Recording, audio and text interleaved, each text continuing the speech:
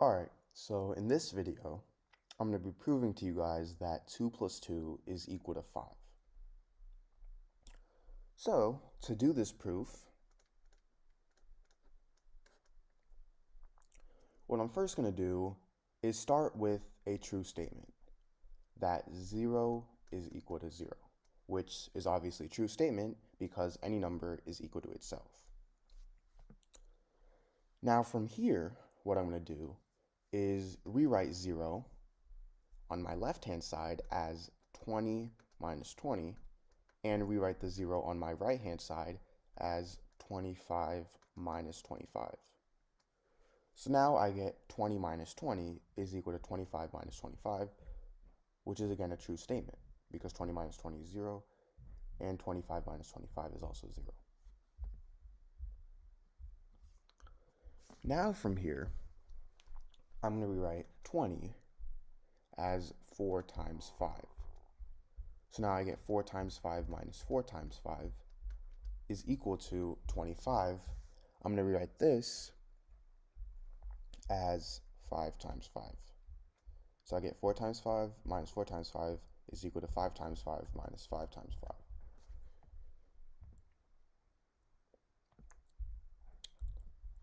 5. And now, if I have something in the form a times b minus a times b is equal to b times b minus b times b, which is this form, well, notice how we can simplify this by factoring out the greatest common factor.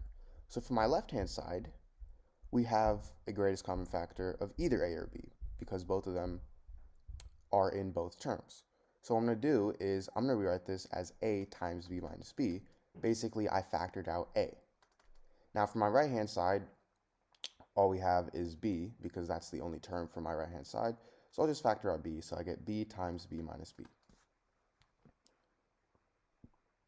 So now in the case of this, for my left-hand side, I'm going to factor out 4.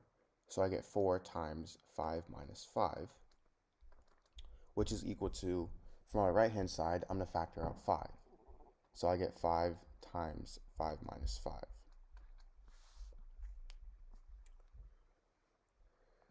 So now I have 4 times 5 minus 5 is equal to 5 times 5 minus 5. And what we can do over here is, if I have something in the form a times b minus b is equal to b times b minus b, we'll notice how we can just cancel these two out, meaning that a is equal to b.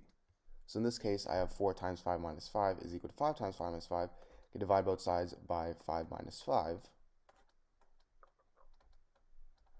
And these two cancel out, and I am left with 4 is equal to 5.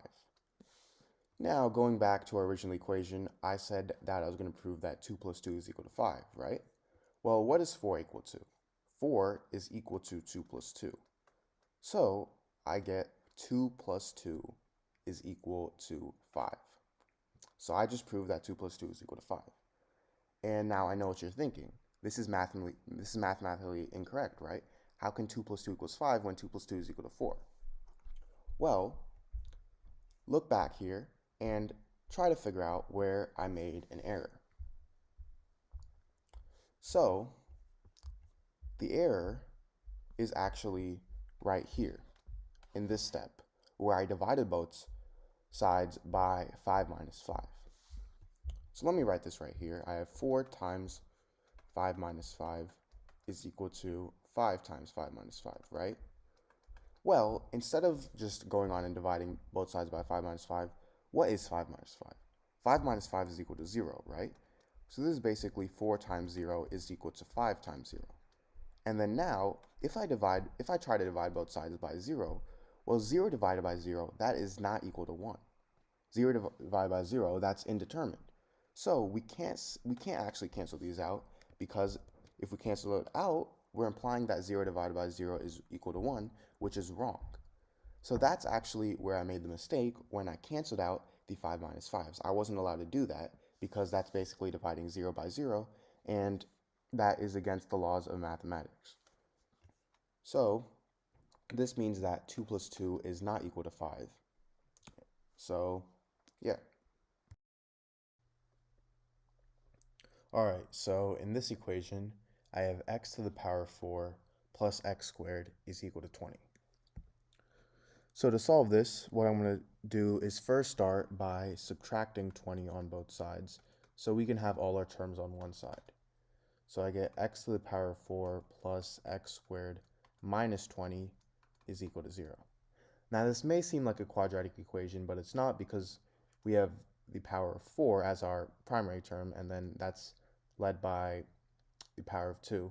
And in a normal quadratic equation, we have 2 as our primary, then we just have 1, and then we have some constant c. So how are we going to solve this? Well, we can't factor this out by using the quadratic formula, because this is not a quadratic equation.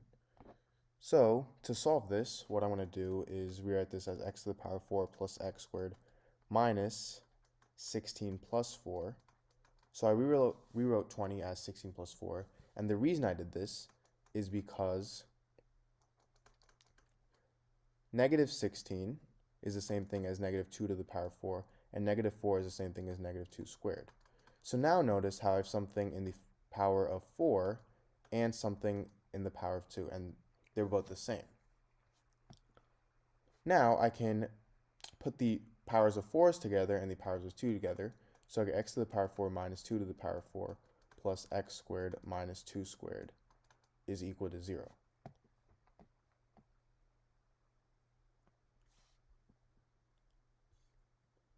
Now 2 to the power 4 is 16, and 16 is the same thing as 4 squared as well. So I get x to the power 4 minus 4 squared, and I have this plus x squared minus 2 squared. Now, if I have something in the form a to the power of m times n, this is equal to a to the power of m to the power of n. So x to the power of 4 is the same thing as x to the power of 2 times 2, which is equal to x to the power of 2 to the power of 2.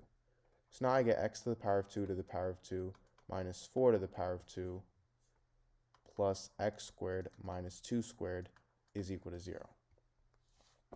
Now notice how everything is in the power of 2, and if I have something in the form a squared minus b squared, this is equal to a plus b times a minus b. So we're going to use this property on these two groups.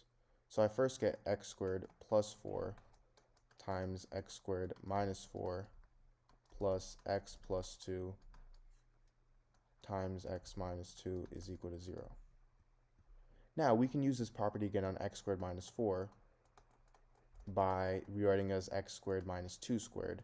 So that's going to equal x plus 2 times x minus 2. And I have this plus x plus 2 times x minus 2 is equal to 0. Now I'm going to factor out x minus 2, so I get x minus 2 times x squared plus 4 times x plus 2 plus x plus 2, which is equal to 0. And notice how we can also factor out x plus 2 as well.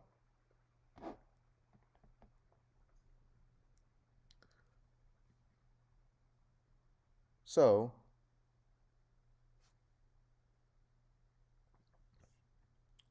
actually at the start, what we could have done is just factored x squared minus 4 out, but now we're going to factor out x plus 2 as well. So I get x plus 2 times x minus 2 times x squared plus 4 plus 1 is equal to 0. So x plus 2 times x minus 2, like I said, was x squared minus 4. And I have this times x squared plus 4 plus 1, which is x squared plus 5. Now this is equal to 0. Now this gives me two equations. I get x squared minus 4 is equal to 0, and I get x squared plus 5 is equal to 0. So for x squared minus 4 equals 0, I can add 4 on both sides. So I get x squared is equal to 4, and this is equal to positive or negative 2. And for x squared plus 5 is equal to 0, I get x squared is equal to negative 5, and I get x is equal to positive negative square root of negative 5, which is equal to positive or negative square root of 5i.